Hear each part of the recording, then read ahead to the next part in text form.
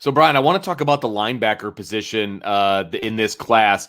And it was an important position because they needed to get multiple guys based on what they didn't do in the last recruiting class, which was zero linebackers. So, yes, That's a miss. That's a miss. That would be the definition of a miss. So and they tried to spin it too, like, oh, we sent anybody we like. Yeah, you did. You had plenty of offers. You just got beat. Yeah, exactly. So they needed to at least get two guys in this class. They were able to do that. Let's talk about this class as a whole. What did you like about them? What is your grade? Yeah, so my grade was actually B-.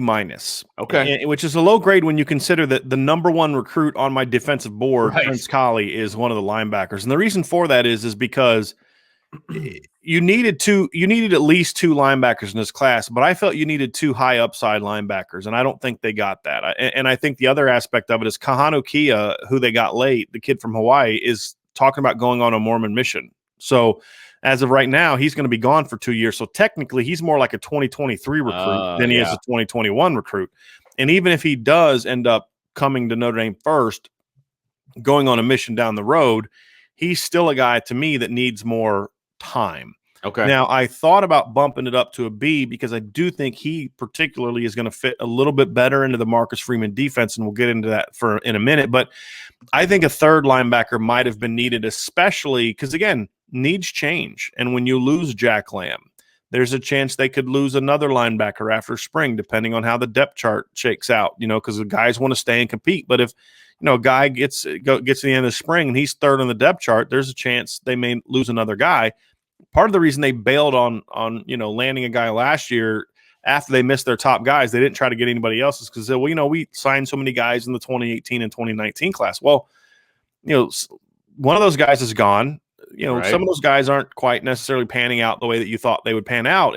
You needed to kind of recover, and so now they've put themselves in a really tough spot in the 2022 class that they have to land at least three linebackers, and they have to be so they have to be talented linebackers and guys that can play early. So, but the good news is that this class, I mean, if you're gonna come up short on numbers, you better have at least one guy that's a stud, and that is Prince Collie. And yeah, I liked him a lot when they got a commitment from him, but he got even better as a senior. As a junior, he was a good linebacker, but he was one of those guys that was more about just he was athletic, and you could see the range and athleticism, but he wasn't necessarily like an instinctive. He was just a junior. Again, this kind of points to what we talked about with the defensive line, which is the jumps that guys make as seniors. Prince Collie was a 3-star player that he had a good offer list, but not a great offer list. They basically beat Louisville for him, who they beat him for. And now he goes out as a senior. He plays running back. He had over 1,000 yards as a junior wide receiver, moves to running back, rushes for over 1,900 yards and like 30 touchdowns as a running back, has over 100 tackles at linebacker. And he showed far more instincts. He filled out his frame, his range, his explosiveness. All those things just took huge jumps forward. Next thing you know, SI All-American ranks him as the number 50 player in the country. So this is a guy that made like just a huge, huge jump. And again, he was a consensus 3-star recruit, and he finished his career ranked 50th by SI 99. He was ranked 92nd overall by 247 Sports. So he went from. This, Vince, guys in the recruiting business tend to get they kind of get their opinions about a kid early, and it's hard to get them off of that, And exactly. So for him to go from 3-star to top 100, now SI 99 is a little different because they didn't have him ranked as a junior because SI 99 is new. Okay. So the first time they ranked him was but they had him outside the top 99 the first time they did the SI 99 and then jumped him up to number 50 overall. To have that kind of jump based on your senior season, no camps, none of that stuff, just senior season, says a lot about how dominant he was. And he's got a body that he's a thicker version of Jeremiah Wusu-Koramoah body type wise. He's already that 215 that Jeremiah was after 4 years of the strength program at Notre Dame. Right. He's a guy that athletically can play rover. If there is that rover position, like I said, he was a 1,000-yard wide receiver as a junior in high school.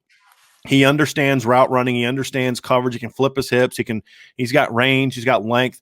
I personally think, however, his highest upside is moving him inside to sort of a weak side linebacker position. When we broke down the Cincinnati film, it was that number 27, that boundary inside linebacker. that would be the same as the buck position at Notre Dame that Shane Simon played this year.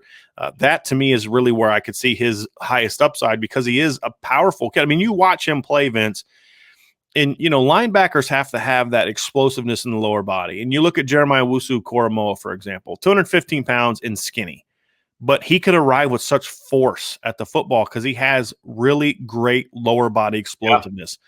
Prince Colley's the same way. You'll watch him play on film, Vince, and he'll take 3 or 4 steps. That's it. And then just and just explode through a guy, just drive him back. Awesome. Hit that you normally see guys needing like 9-10 steps of building up to be able to deliver. So that kind of explosiveness in the lower body is what you want in a linebacker. Mm-hmm. That range, that power. And then you combine his coverage potential, his range, his ability to blitz. He has it all. I mean, the only thing he doesn't have is elite size. He's not 6'3", 230. He's 6'1".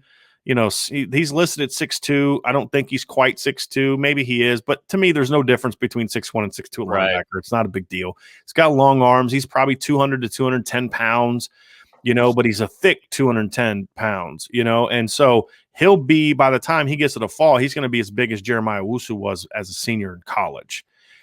So this is a very, very talented young player. And the linebackers on the current roster are fortunate that he's not an early enrollee, because if he was an early enrollee, he'd be very hard to keep buried on the depth chart. But, he's the kind of guy that Notre Dame needs to put on their special teams day one in the fall and give him a chance to find a home, because he's just too athletic, too talented. I mean, let me just give you these numbers, Vince. It's almost unfathomable. As a senior in high school, he had 1,951 rushing yards, 31 rushing touchdowns, 111 tackles, 17 tackles for loss, 17 pass breakups, 5 interceptions as a linebacker. He's basically everywhere, is what you're saying. He's a stud.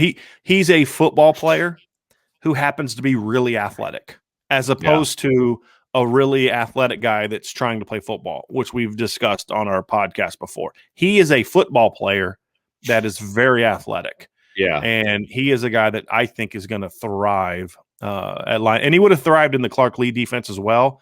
And he fits just as well into the Marcus Freeman defense.